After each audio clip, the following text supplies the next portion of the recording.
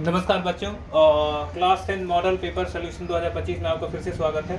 यहाँ हम देखेंगे हमारे बीच में जो मॉडल पेपर 2025 के कुछ क्वेश्चन दिए गए हैं कि निम्नलिखित समीकरण को हल कीजिए। ठीक, यहाँ पे अगर देखेंगे हम ध्यान से, यहाँ ए और बी करके दो समीकरण दिए हुए हैं। इन दोनों को क्या करना है, सॉल्व करना है।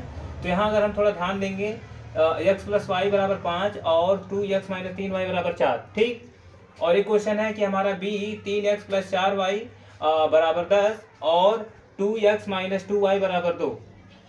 बच्चों, हम लोग जानते हैं कि हमारे पास इस प्रकार के समीकरण को सॉल्व करने के लिए दो विधि होती है। एक होता है प्रतिस्थापन विधि और दूसरा होता है विलोपन विधि। तो इस समीकरण एक को हम एक मेथड से यानी प्रतिस्थापन विधि से सॉल्व करेंगे। तो प्रतिस्थापन विधि में क्या होता है कि जहाँ पे हम समीकरण एक को में से x और y का मान निकाल सकते हैं। ठीक है, तो चलिए सोल्यूशन ए का हम लोग ध्यान से देखते हैं। x प्लस वाई बराबर 5 और दूसरा समीकरण 2x माइनस 3y बराबर 4। ठीक, समीकरण नंबर 2। तो समीकरण एक से हमने क्या कर लिया, यानी x प्लस 5y बराबर 5। तो हमने यहाँ x का केवल मान निकाल लिया, तो प्लस y है, उधर जाएगा क्या हो जाएगा, माइनस हो जाएगा। तो इसको लिख सकते हैं 5 माइनस वाई। ठीक, अब इसी x का मान उठा करके लिखेंगे x का मान समीकरण 2 में रखने पर, यानी x का मान समीकरण 2 हमारा ये है और x के स्थान पे ये मान रखा जाएगा। ठीक है, चलिए आगे देखते हैं। चूंकि बराबर ऑलरेडी लगा हुआ है तो इसलिए हम इस एरो का इस्तेमाल कर सकते हैं इस तरह से। तो हम लिख सकते हैं 2 x के स्थान पे 5 माइनस वाई माइनस 3y बराबर 4। ठीक, 2 का गुणा कर देंगे, 2 पच्चे 10 हो जाएगा, प्लस और माइनस क्या हो जाएगा, माइनस, यानी 2y हो जाएगा और माइनस 3y बराबर 4। ठीक, इस कंडीशंस में आगे का जो स्टेप होगा वो क्या होगा, -2 और -3 आपस में ऐड हो जाएंगे जो 5 हो जाएगा और 10 माइनस 5y बराबर 4। ठीक, अब यहाँ क्या करेंगे, हमें y का मान ज्ञात करना है। थोड़ा ध्यान में ये रखना है कि ये -5 है और ये जो y वाला पक्ष है उसको उधर करेंगे और बिना जिसमें कोई अचर राशि नहीं है तो उसको हम एक साथ करेंगे। ठीक है, तो यहाँ पे देखेंगे 10 4 को इधर लेकर के आएंगे, यानी 10 माइनस 4 हो गया बराबर 5y और 6y बराबर 5y। ठीक है, तो 5y बराबर हम इस तरह सही क्रम में लिख सकते हैं। 5y बराबर क्या हो जाएगा 6, तो y बराबर क्या हो जाएगा 6/5। आगे का स्टेप देखते हैं। आगे का स्टेप देखते हैं कि y का मान 6/5 हमारा निकला हुआ है। तो y का मान हम समीकरण एक में रखेंगे। y बराबर 6/5 का मान समीकरण एक में रखने पर, यानी समीकरण एक मेरा ये है। तो आगे का जो सिचुएशन है आगे देखते हैं हम। समीकरण एक है तो y का मान 6/5 तो प्लस है, x बराबर निकालेंगे तो 6/5 यानी प्लस में उधर भेज देंगे, क्या हो जाएगा माइनस। तो इस कंडीशन में लिख सकते हैं 5/1 लिख सकते हैं और माइनस 6/5।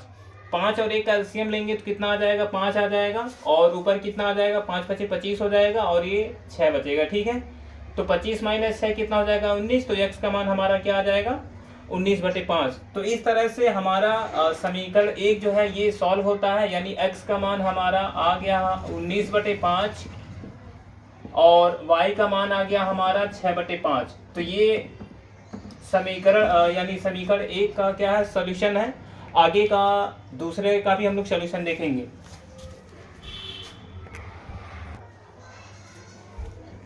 चलिए उसी हिसाब से हम लोग देखते हैं कि दूसरा समीकरण है हमारा 3x प्लस 4y बराबर 10 और 2x माइनस 2y बराबर 2। ठीक, हमने समीकरण को लिख दिया।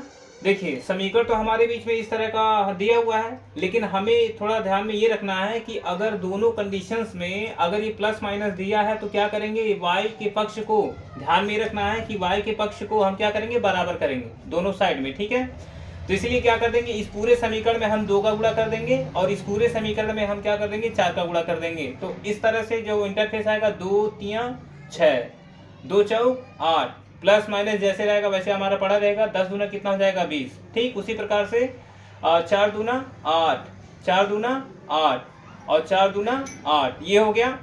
अच्छा, इसे करने से क्या हो गया, इसको इन दोनों यानी समीकरण एक मान लिए, समीकरण 2 मान लिए और यहाँ से फिर क्या हो गया, प्लस माइनस से हमारा ये क्या हो गया, कैंसिल हो गया।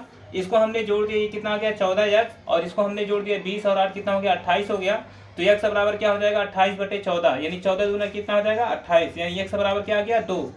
x बराबर 2 का ये हमारा जब आ गया तो x बराबर 2 का मान समीकरण 2 में रखने पर, यानी इस समीकरण में हम मान रखेंगे। ठीक है, क्या रखेंगे, x बराबर 2। ठीक, बराबर 8 के बगल में हमने 2 रखा है, यानी 8 गुणे 2 और -8y बराबर 8। 8 गुना कितना हो जाएगा 16 और -8y बराबर 8। ठीक, 8 को इधर लेकर के आएंगे, ये प्लस है, इधर आएगा माइनस हो जाएगा और -8 उधर जाएगा प्लस हो जाएगा। तो 8 में से 16 जाएगा, 16 में से 8 जाएगा, कितना बचेगा हमारा 8 बचेगा।